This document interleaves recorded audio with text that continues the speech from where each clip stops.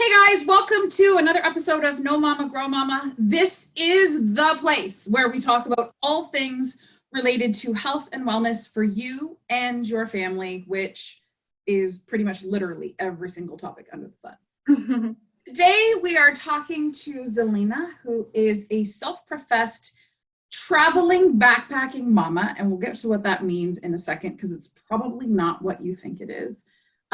She's from Ottawa, Ontario, and we're going to be talking today about traveling with kids. So related to health and wellness, yeah, this is a biggie because I think that in terms of wellness, especially traveling with kids can either be highly anxiety filled driven unwellness in the body and the head, or it can be exactly what your family needs to recharge their mental and physical health together. And Zelena's going to talk with us a little bit about that today because she's done a ton of traveling with her kids. So I think when we think about traveling, a lot of us are those moms who travel with our, rolling, massive luggages, carry-on luggages, all the things with our kids, which I don't know about you, but for me, that can be really stressful sometimes because I'm always thinking about what I've forgotten and not planning ahead, or did I pack too much? Always pack too much. We always pack too much, right? Zelena is absolutely a self-professed traveling backpack mama. And Zelena, tell us what that means, because literally when you travel, you shared with me, you only travel with a backpack. What does that mean, and how do you even do that? So it all started when on my previous job, I used to work doing events in Europe, and I used to travel. My first event, I was 8 months pregnant, and I had to travel to London for an event. And I remember arriving at the airport with my carry-on and my luggage and the belly, and feeling very overwhelmed because nobody was there to help me carry it. I was taking public transportation, and I was like, this is not very, user-friendly. Like, it's causing me stress. I was not comfortable. It's heavy. So after that was my second child. When she was born, I had to continue to travel. I travel a lot less since she was born, but on my first business trip after she was born, she came with me. And I brought my mom with me because I had to be on site for like 12 hours. And she was still nursing. She was 13 months. And I remember when I'm packing, and my mom's packing this huge luggage. And she's like, what are you bringing? I'm like, well, I have this backpack and I have the baby carrier. And she's like, but where's the luggage? No, there's no luggage. She's like, but what if the baby? No, like, we have to make this work. Like, it's just going to be you and me. She's like, can we at least bring like this stroller? How am I? Nope. Just the carrier. And I just made this rule. And my mom had never been to Europe. I knew what it was like to go down a subway, like 300 steps. Like, you can't do that with a stroller, especially if you're alone. Like, if you're a couple, maybe, but it's so crowded, you have to simplify. So we did that, and it went great. So I wrapped my clothes in little rolls, roll. And I bring everything color coordinated. So I don't have to bring brown shoes and black shoes. So I choose a theme. Like, my theme is going to be black, or black and gray, or black and gray and white. And it's usually around those colors because they're neutral. And I'll bring one set of earrings and one, maybe, like, it's very, very minimal. And I just play with either changing the color of my lipstick or things like that. And it came to the point where every time I would go to work on a business trip, people would tell me, oh, I love that dress. And I'll be like, I've worn this dress for 5 years. I had my work out, like, everything was the same pack after pack. So this was a lesson that I transferred then into my home. So when I wanted to travel with kids, I remember one of the first trips we did, we went to Lebanon. And then we did a cruise in the Mediterranean. So we went to Turkey and did a nice cruise, which, by the way, cruises are great for little kids. I'm not a big cruise fan as an adult because I find, they're confined. But for kids, perfect. Nap time, go to the cabin. Food, everywhere you want. So it's kind of like a good compromise if you want to go to a place like Europe and you don't want to be hopping trains and doing all of this. If you do it in a cruise, obviously you don't see as much as if you're on land. But anyway, when I started to travel with the kids, I just made this rule that I'm traveling with my kids as I'm traveling for work, because I don't want hassle. And it became, I remember we had, the last time we traveled, my kids brought their tablets, but then I did the same. I'm like, whatever you guys want to bring has to fit in your backpack. So now they're 6, 7, 8, and 9. They're a lot, you know, they can carry a little bit of weight. But before, it was me, Dad, each one with a backpack, each one with a baby carrier. And that's how we started. And no toys. My kids would play. I remember in the cruises, there was one of the bartenders would make them like straw shapes. And that was their toy for the day. It would be like, oh, look, mommy, it's a snake with a straw. And that was their toy. We would go to the cabin and they would make like a little stuffed animal with the towels. Mom, look, a duck, playing with the duck, because they don't have anything else, right? And then I made it a point that on every trip, everyone could get one souvenir. So they had the one, so usually around 5-6 days into a trip, assuming it was a 2-week trip. So on the 25% into the trip, I would buy them something. And that's like their toy, their souvenir. And that's usually was something that they chose. And that's what they used that carried. It was a tutu or some kind of little game. And that's what they carried everywhere they went. And now they're a bit older. Obviously, iPads are lifesavers because you can have movies, you can have all of that. But you really don't need much. And people say, well, yeah, that's easy if you're going to the beach because you can just bring, you know, your bathing suit, your flip-flops, and a change of clothes. But what if you're going on a winter outing? It's the same. Like when you're on holidays, I feel like a lot of people are very stressed about looking nicely and, oh, the pictures. And I love to take pictures. Like I love to take family pictures and beautiful family pictures. What I did is I had one nice outfit that was coordinated. And we had the one, I call it the epic picture of the trip that we try to do. And if it didn't work on the day I wanted to do it, we'll wear the same outfit the next day and try again until the kids collaborated and I got my picture. But that was it. The rest, we were wearing the same clothes. When my babies were little and I had 4 onesies in my backpack, every night, if they didn't poo all over them, I would go in the hotel bathroom, wash them by hand, and let them hang. By the next day, I had the 4 onesies clean. It takes one, you know? So for me, it was less of a hassle to have to open this big luggage and unpack. And also I find it gives you a little bit more flexibility if you're going to be hopping from city to city. Like if you're going to be stationary for 2 weeks in one city, yeah, okay, maybe bring your luggage. It's not a big issue. But I've had already enough experience where my luggage doesn't arrive.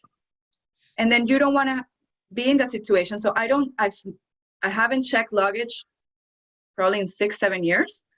I haven't checked one piece of luggage. Nothing. Wow, that must make like your journey when you're getting there and coming home of not having to wait for your luggage. It's so easy. The rest of us look at with disgust of, how did you get out of here so quickly? Yeah, I just go in and out. I don't even go to the check-in counter anymore. You have your boarding pass, go straight to security, get on your plane, get off, walk out. And I'm like, as I'm landing, I'm calling the Uber. Yeah. Everything is just smooth. There's no waiting. There's no, what if my luggage doesn't arrive? And you're forced to carry just the essentials. And it's amazing when you don't have anything else. You're okay, well, this is what I'm wearing. This is what I have. Like, right. This is.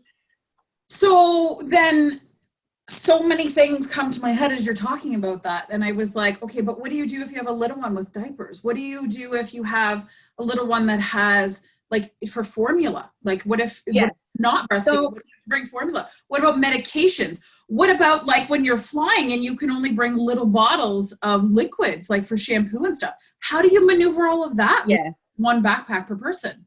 So for me, another huge thing that I discovered through traveling, like my children have been to 12 countries. I've been to 37 of them. And I know to which countries I would bring my kids and to which I wouldn't, to which countries I would bring my babies or not. Like you eventually, and again, this would be I would love to do a project like this at some point, right? Like where you can actually have a space where moms can be like what's the kid factor or the baby factor to bring a kid into this country, for example. Because yeah, they tell you, oh, it's safe or it's not safe, or the weather you can find, but how baby friendly is it? How kid friendly is it?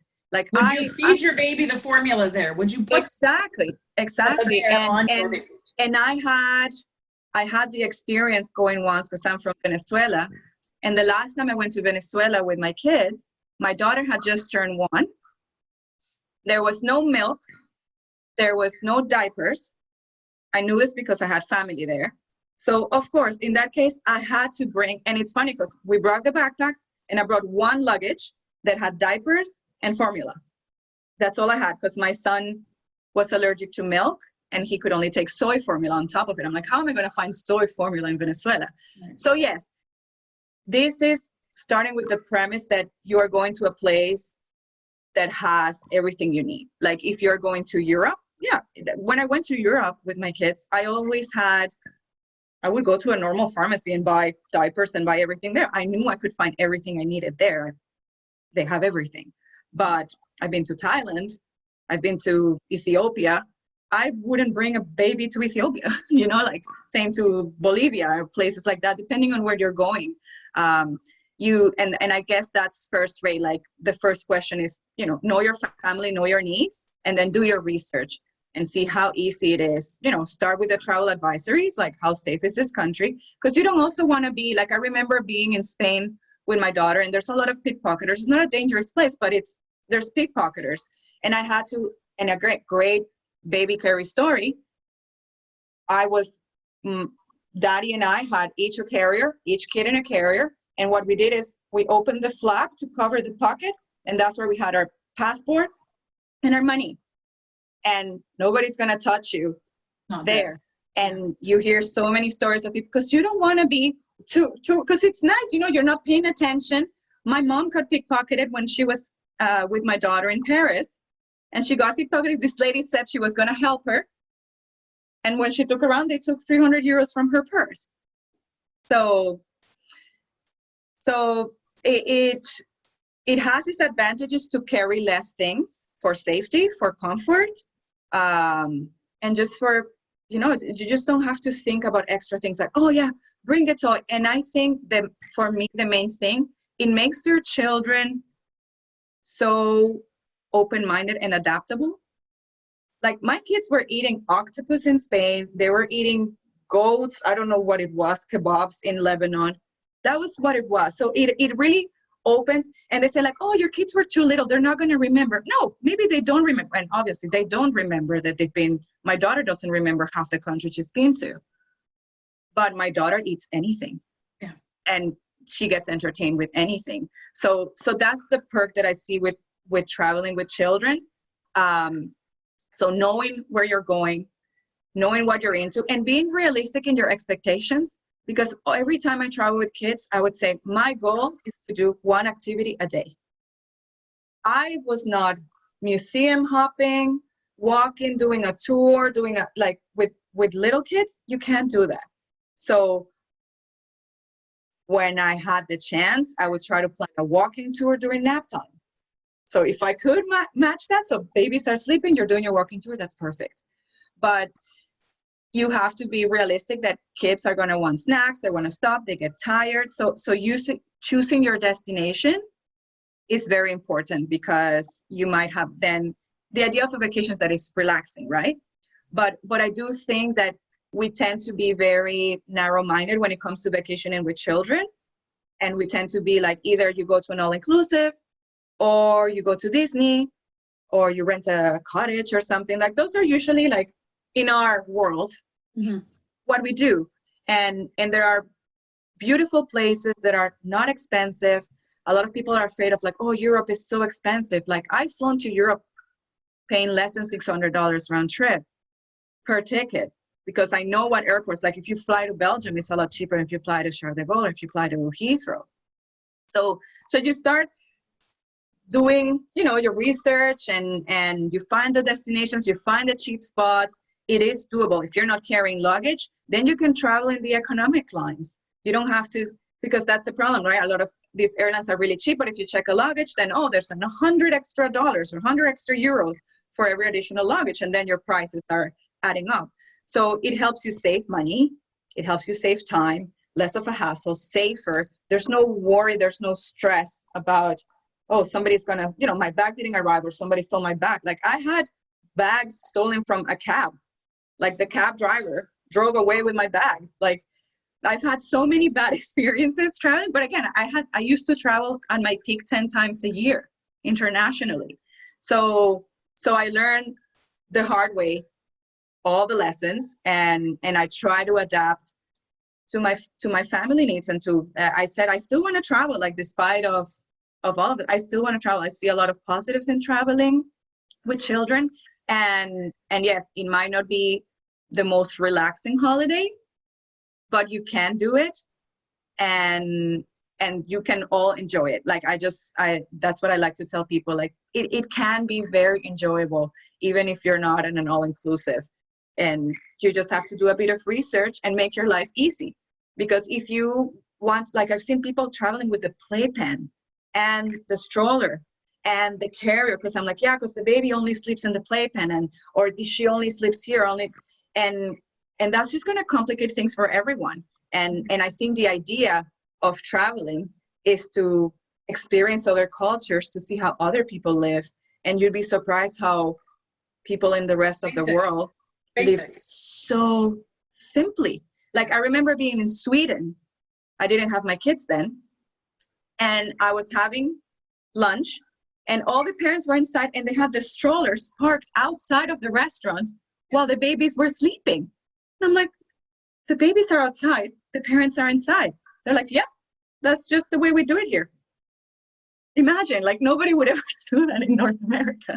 Well, because really, we all know who would steal a baby. Like, exactly. You don't want a baby. Like, you're right there. Like, you can see the strollers, right? Yeah. Like, who's gonna? If you see somebody remotely coming too close to your stroller, you're up. You're done. But it's a cultural thing, and it's impressive how people. Yeah, like, I think we have become part of this whole consumerism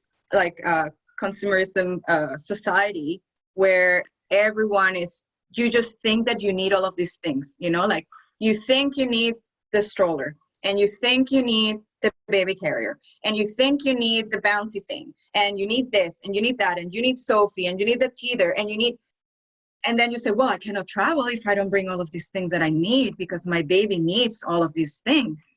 So I think an exercise before traveling, it's kind of like going back at home and see, what do you really need, right? Mm-hmm. Like, what does your baby, because some babies might do you and food. Exactly. And some babies might be attached to this one thing that might make them fall asleep. And that's okay. Bring your one thing. But I've seen also, families traveling, and then each kid has 4 toys, and the carry-on with the tablet and the scooter, and like, God, like, maybe you don't need to bring all of that, Everyone's different. So let's talk about that. Yeah.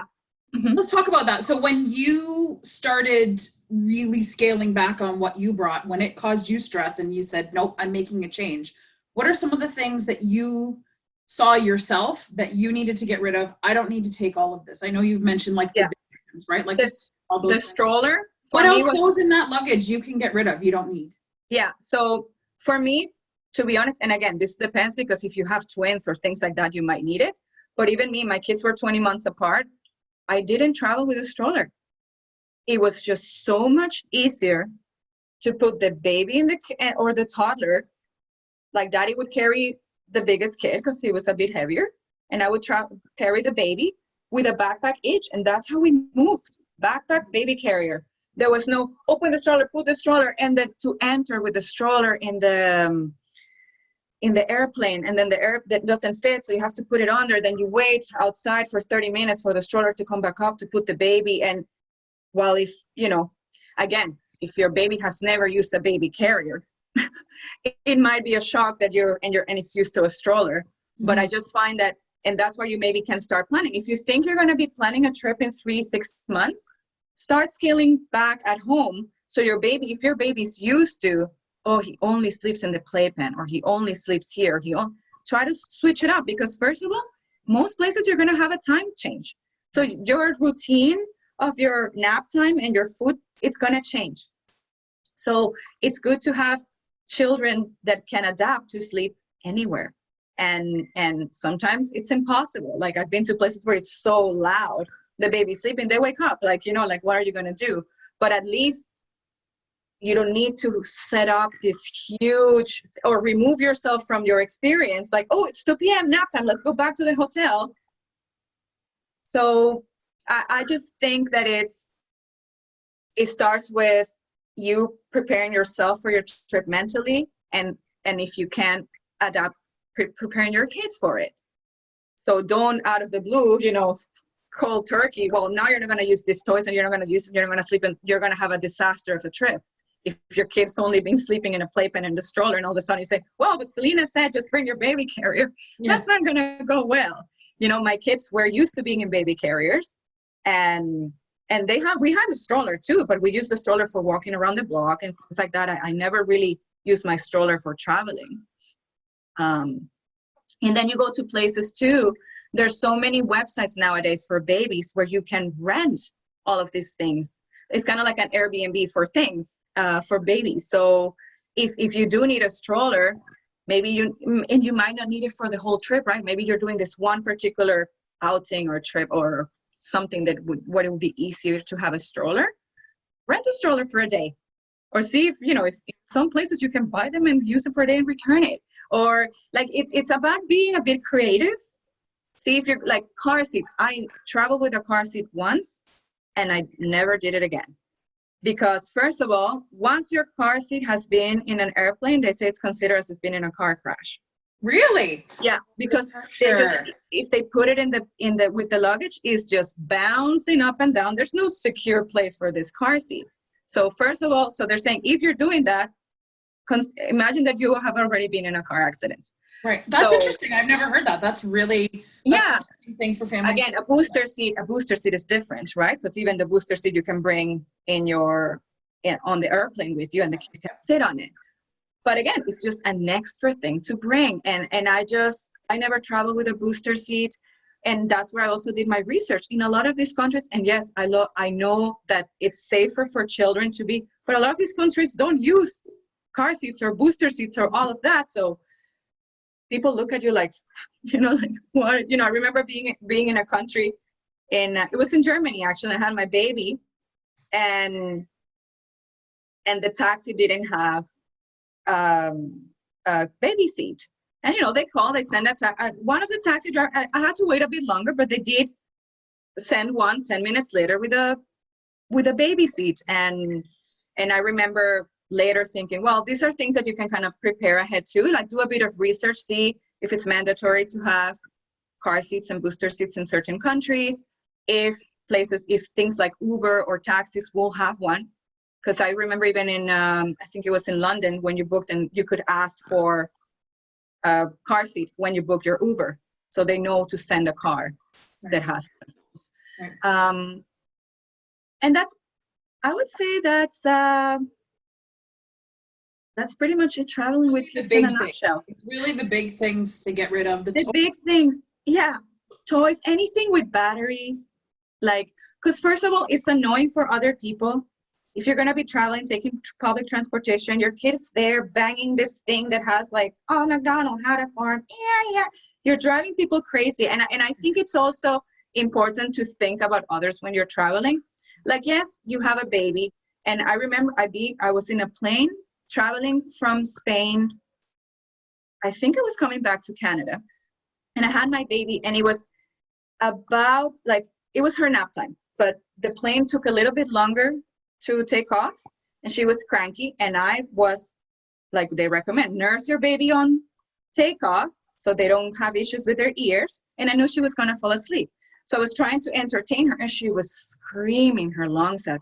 And this lady, isn't that families who are watching this, isn't that the number one thing that everyone is screaming? I feel so bad when because you can't help it, and And I always, whenever I see a mom struggling on an airplane, I always nod and I smile and, like just give that contact where like, I've been there, Okay. you can't do anything about it. And this lady stood up from her seat to rows her and she said, somebody please shut that effing baby up. And she said it in Spanish, like really loud. Mm-hmm. And obviously that made me feel very bad, right? Like, but at the same time, I'm like, well, and I just said, well, she's just 7 months old and she's ready for a nap as soon as the plane takes off.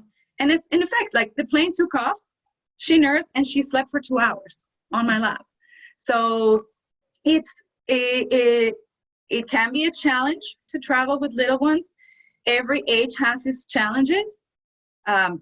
Babies are easier than toddlers. Obviously, it's a lot easier to travel with a baby than to travel with a toddler who wants to, how many times I've walked on the plane from the front to the back just with this little kid saying hi to everyone up and down, like, yeah. Then you reach the age where they can actually watch the movie or play with their iPads and you're like, oh, you don't have to do much, Amazing. I know. Yeah. So one travel consideration that my family has to take, for those who have watched No Mama, Grow Mama before, I talk a lot about the allergies and stuff that my children, yes. And we have varied allergies in our house. Our son is allergic to environmental things, but corn and nuts and dairy and potatoes. So travel for our family. And then we have our daughter who has just been recently diagnosed as celiac. So travel for my family is very non-existent at this point because of that, because I just don't have the desire to do the research. Truthfully, we find other ways to go on vacation with our family. But Zelena, do you have experience with, maybe not massive allergies like my kids have, but, traveling with kids with allergies, I would think, well, for me, especially, I choose not to do it because it is too much work. Yes. Is it too much work though? Or like, have you traveled with a child with allergies before? How does I have. So I have a couple of experiences with that. My son was allergic to dairy and eggs for the first 2 years of his life. The egg one was an EpiPen one, so I had to be very careful. The dairy one would give him a rash and sometimes he would puke, but it was not a life-threatening one. But I do think that is where it's your responsibility as a parent to do your research, because the reality is that most places are not the first world. And in the first world, you'll have guidelines and health and safety guidelines for restaurants, for a lot of places where you know for sure that if you're ordering something, it's not going to have peanuts or it's not going to have this. In a lot of these countries, they don't have those guidelines, mainly because there's no kid with a peanut allergy in Venezuela, I'll tell you that. It doesn't exist. Same as in Thailand. So if you're going with a child with a peanut allergy to Thailand, and I've been to Thailand, and I went with all my kids, and I remember being there petting elephants and just thinking about my kids because I thought, oh, they would love this. First, it was such a cheap vacation. It was cheap, it was beautiful, it was safe, it was perfect. But I'm like, I can't have a daughter with a peanut allergy now. Like, I cannot bring her to this place because, first of all, nobody's going to enjoy it, or I'm going to have to bring food for her. Right. So that defeats the purpose. So I think doing a bit of research and knowing your destination and knowing your family needs is very important, because you don't want to have just to struggle. Imagine you're going to bring this child to Thailand and he won't be able to taste anything. Mm-hmm. I feel like that's more torture than for the child, right? Like so kids for the last year and a half, I haven't traveled. I traveled internationally once with my kids. We just went to the States, and kids get entertained with anything. So that is, I guess, my other thing. Yes, my kids have been to 12 countries, and yes, they've seen so many things and I've experienced so many things. But do you have to travel? No. Like, can your children have enriching experiences and have fun with their family? What they're going to remember is the good time they have with their family. They're not going to remember the Louvre in Paris, and they're not going to remember, the Heathrow Airport. They're not going to remember. They're going to remember when they were with their parents and they were having a good time. And you can do that camping an hour away from your house or you can do that at the other end of the world, right? So I think a lot of people also have, and I've met these families traveling, because there are people that are hardcore travelers, right? That I love to travel. I'm not a hardcore traveler anymore, just because I've realized this with children. I'm like, why am I spending all of this money on this, $20,000 vacation where my kids are just as happy camping at the lake next door, right? So I feel, again, and children change, and every child is different. Right now, my kids are so happy being outdoors, being on a lake, spending time, playing games. If I tell my kids we're going to spend 4 hours at the Prado Museum in Madrid, they're going to be like, what? Are you crazy? Yeah. Maybe some children are. Maybe some children are really into art, and that's what I'm saying. Do your research, and nobody knows your family like you know your family. And that's why it's so hard to get travel advice from other families, because again, just the fact that you have a child with an allergy will cancel a lot of destinations just because you don't want to take that risk.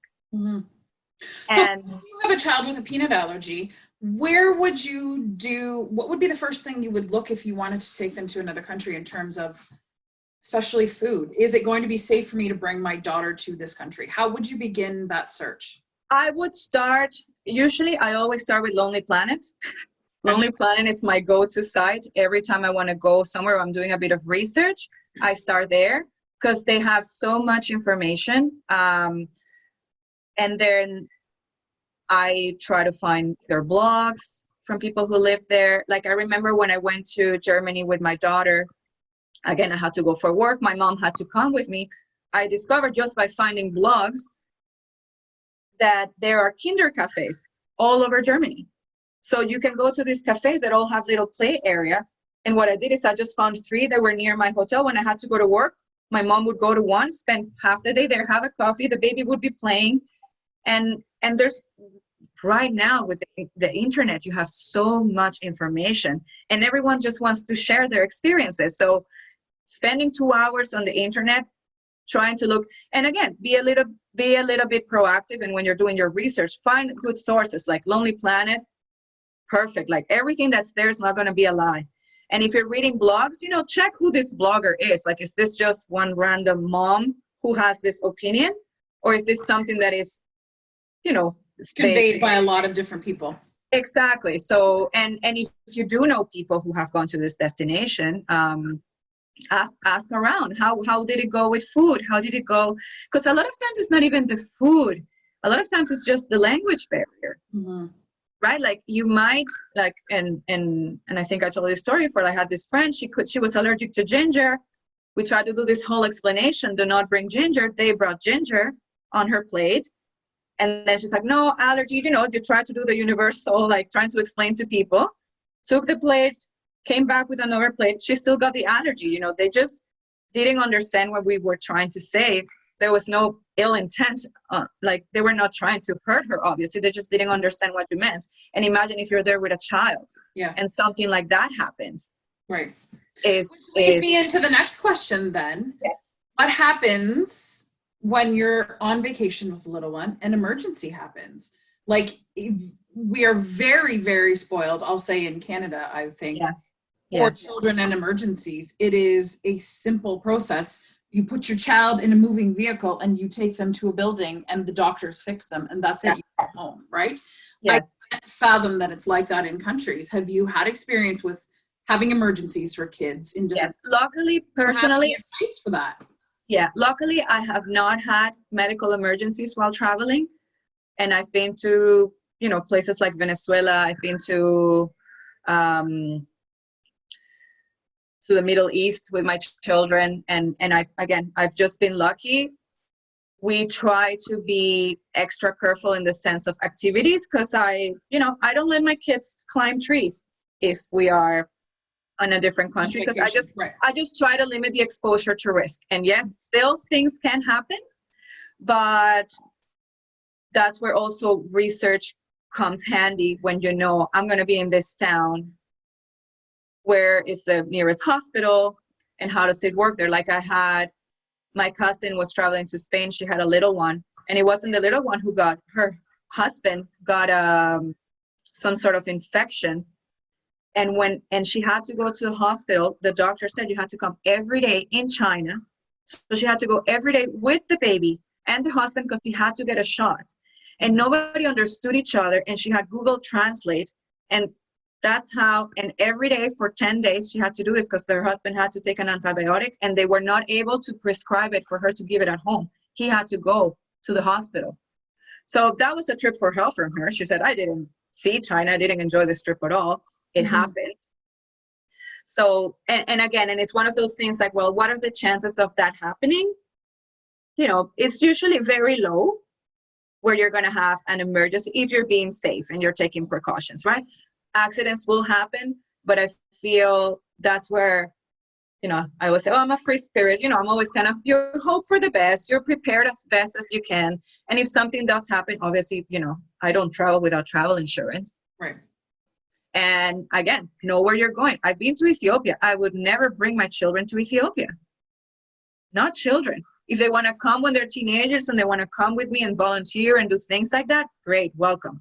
I'm not bringing a child there because if something happens, I would never forgive myself because I don't know how long it's going to take from the one village to go to the nearest hospital. What if you have to be 2 hours in a car? Yeah. So knowing where you're going is very, very important, and knowing the conditions, right? Like, did we miss anything with this? Like, this is such a big topic and there's so much variance to it because country, continent to continent, I'm sure there's massive differences of what you should bring, what you shouldn't bring, where you should take them, time of the year. Like, there's so many considerations with traveling with kids, I would think. Is there any major things that we missed in talking about that families should know about with kids?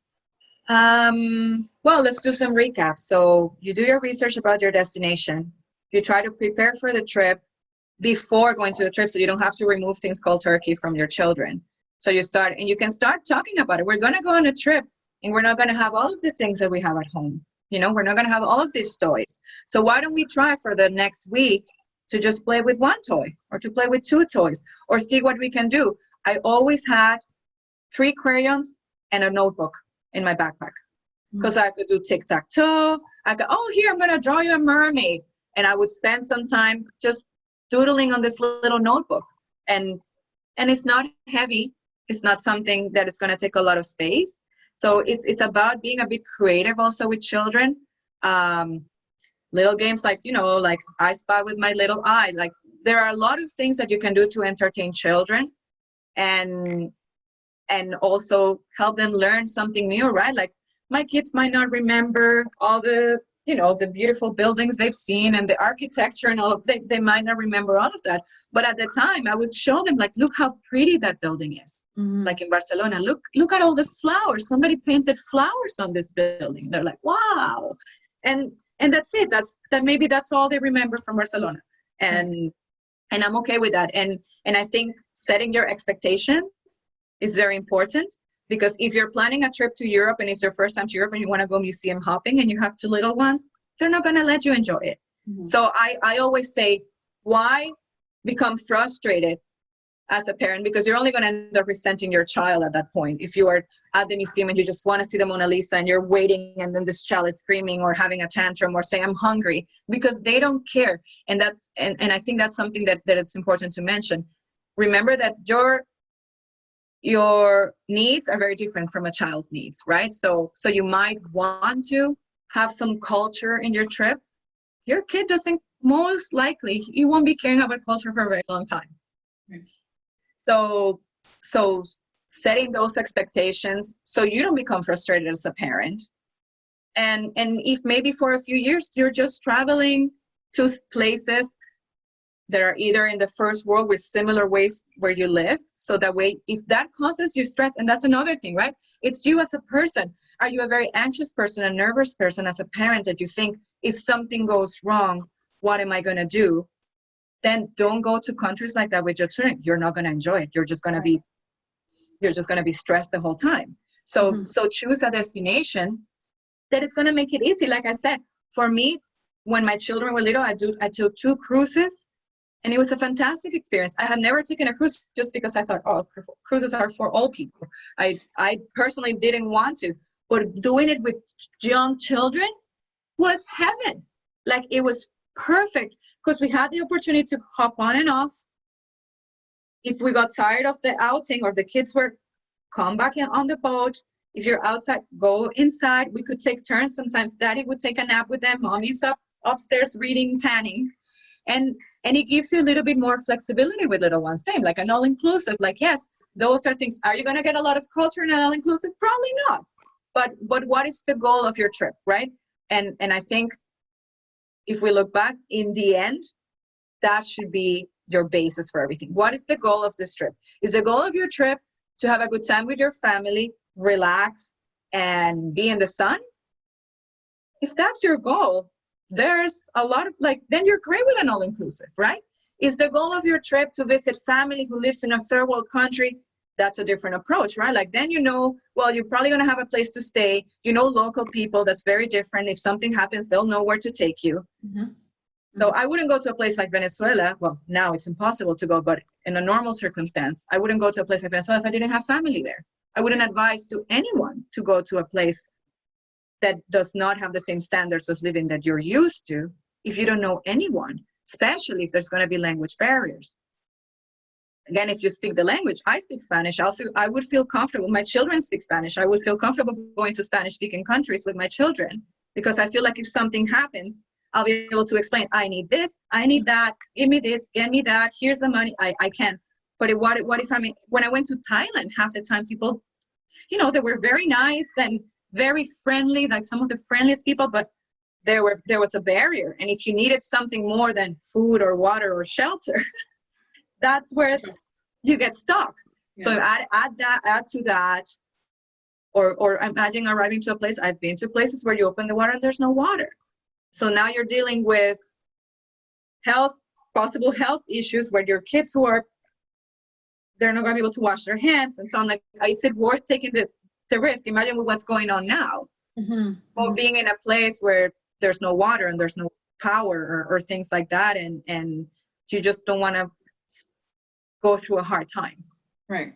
That's the bottom line. What's the goal of your trip and how can you make it as easy and enjoyable, considering all of the things that can go wrong without being pessimist, right? Like, because you do know that luggage gets lost. That is a fact. Luggage gets lost. Planes get delayed. Planes get delayed. Like, the worst experience of my life, I spent a 7-hour layover. I had to travel from Venezuela to Canada. And I had to do Caracas, Bogota, Panama, Montreal. And from Montreal, I was going to drive to Ottawa. And I was alone with a 14-month-old and a 23-month-old. And I almost had a nervous breakdown. I had 7 hours. There was a delay. Spent 7 hours at an airport in Panama, a very small airport in Panama City, alone with these 2 kids. My son was a toddler. He just wanted to walk from one end to the other. Then I had the baby. It was awful. And I told myself I'm experienced. I've done this a lot. It was an awful experience. So also don't think you're a super mom or you think you're super dad and you can do everything and bring the 4 kids. Yeah, we're going to go to Ethiopia or we're going to go, because it's not going to be pleasant. And in the end, you're not going to, I remember my son was looking at me on the last flight. He's like, Mommy, why are you crying? Like, he was 2, almost 2. Mommy crying. And I'm like, Mommy's very tired. I was about to have a nervous breakdown. Yeah. So that again defeats the purpose. What is the purpose of your trip? Is your purpose to relax and enjoy and bond? Then you don't have to go that far for that, You don't have to go that far to enjoy, relax, and yes, if you want to show your kids different culture, if you want to expose them to a different language, to a different cuisine, then that's different. But you don't do that with a 3-year-old. Right. Because they're not going to appreciate it. You have maybe 10-year-olds, 9-year-olds that are going to be like, oh yeah, wow, look at this dancing, look at this food, right. No, you know your family, right? So if your kid's going to be like, ew, what's that? Ew, what's that? I'm not going to touch it. I'm going to eat this. I'm not going to. then why bring them to Portugal? Or why, like. Oh, it's so funny. You must have just read my mind, Zelena. My sister is married to a Portuguese, and she just went to Portugal, and her family is very, very picky. My brother-in-law has a ton of family there, so they were doing a big family trip, and she came back and said exactly that. It was awful because the food and the kids are not used to eating like exactly like the squid and all of those, and she had not the best time. Exactly. And again, that's something that can be avoided if you do a bit of research again. And that's also where my kids have eaten a lot of junk food when we've traveled too, because sometimes the options for food, I'm like, I know my kids are not going to eat. Luckily, in most places, there's always a McDonald's, right? Like, but then again, is this something that you're okay with as a parent, that your kid might not be eating the healthiest for the next 2 weeks? Right. Because it happens, and sometimes, they had granola bars and things like that, because I explained to my kids are pretty good eaters. They're still kids though, like they've seen things and they're like, what's that? So, and I've never forced my kids to eat. So I'm like, well, this is the food. If you don't want to eat it, here's some fruit, here's some that. But then you're just complicated things. So if you have a very picky eater, I wouldn't encourage you traveling to a place that has completely different food and where you're not gonna find things that they like. It's just gonna create a hassle. Or do the prep like you said beforehand, right? Exactly. Or do some prepping. Home eating different. Yeah, and show them. And I think it's fun. And people sometimes don't. Sometimes we think of children as these little things that are not understanding, and they understand a lot more when you talk to them as adults and you explain and you can show them this is what it's like. And right now the internet is so beautiful because you can show them so much to remove any anxieties. Oh, look, this is what the kids do. This is how the kids play. This is what they eat. This, and you show them, listen, would you like to try that? Maybe if you can do a little, oh, this is what they eat in China, or this is what they eat in Portugal. Let's try it and see if you like it.